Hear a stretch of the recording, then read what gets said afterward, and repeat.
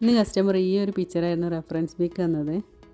അപ്പോൾ ഇതിൻ്റെ full cutting ഒന്നും ഞാൻ ഇതിൽ കാണിക്കണില്ല. ഇതിൻ്റെ ഈ പാനൽ കട്ട് ചെയ്തത് മാത്രമേ ഞാൻ ഈ വീഡിയോയിൽ കാണിക്കണുള്ളൂ.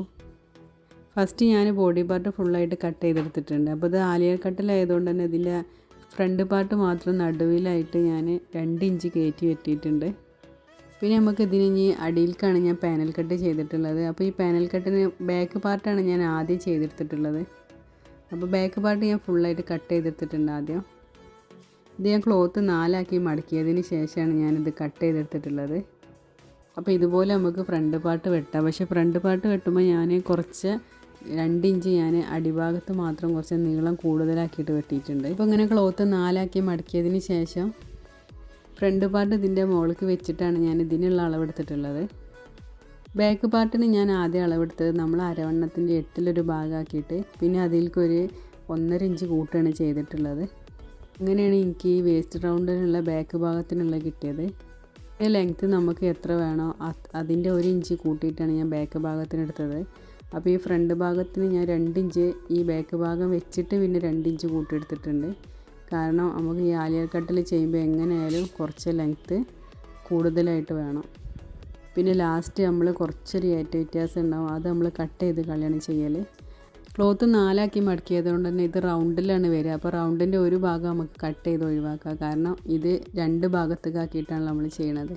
അപ്പോൾ ഇതിൽ പാനൽ കട്ട് എങ്ങനെ ഞാൻ ചെയ്തത് വെച്ചാൽ നമ്മൾ ഈ 4 ഭാഗമാക്കി മടക്കില്ല, അതിൻ്റെ ഓരോ മടക്കിലും ഞാൻ ഈ ഓരോ ചെറിയ സ്റ്റിച്ച് ഇട്ട് കൊടുക്കുകയാണ് ചെയ്തിട്ടുള്ളത്. അപ്പോൾ തന്നെ നമുക്ക് അത്യാവശ്യം ഒരു പാനൽ കട്ടായിട്ട് തോന്നും. അങ്ങനെയാണ് ഞാൻ ഇതിന് ചെയ്തിട്ടുള്ളത്. അപ്പോൾ അതൊരു ഈസി ആയിട്ടുള്ളൊരു മെത്തേഡായിട്ട് തോന്നി. അതുകൊണ്ടാണ് ഞാൻ നിങ്ങളുമായിട്ട് ഷെയർ ചെയ്യാമെന്ന് വിചാരിച്ചത്.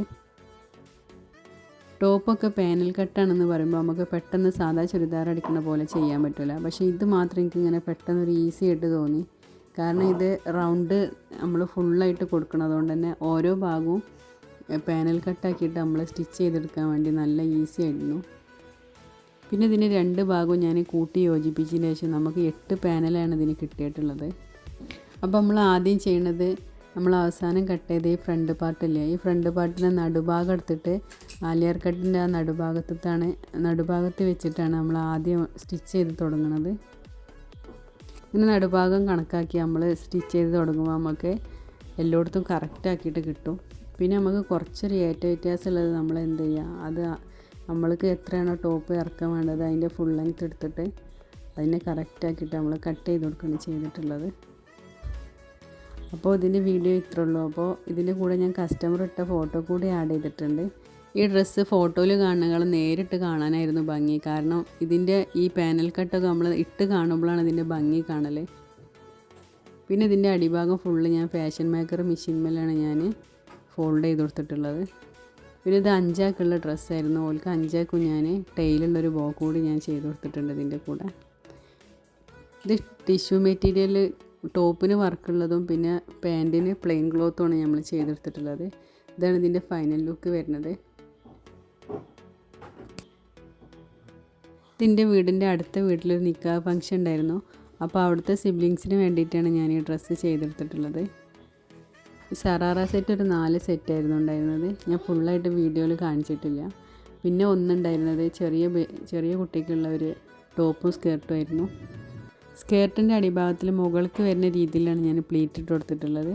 പിന്നെ ഇതിൻ്റെ ടോപ്പിന് പഫ് സ്ലീവും ആഡ് ചെയ്തിട്ടുണ്ട്. അപ്പോൾ എൻ്റെ വീഡിയോ ആദ്യമായിട്ട് കാണുന്നവരാണെങ്കിൽ സബ്സ്ക്രൈബ് ചെയ്തിട്ടില്ലെങ്കിൽ മറക്കാതെ സബ്സ്ക്രൈബ് ചെയ്യുക. പിന്നെ എന്തെങ്കിലും അഭിപ്രായം ഉണ്ടെങ്കിൽ കമൻറ്റ് ആക്കിയാൽ മതി. പുതിയൊരു ഡ്രസ്സിൻ്റെ വർക്കായിട്ട് അടുത്ത വീഡിയോയിൽ കാണാം.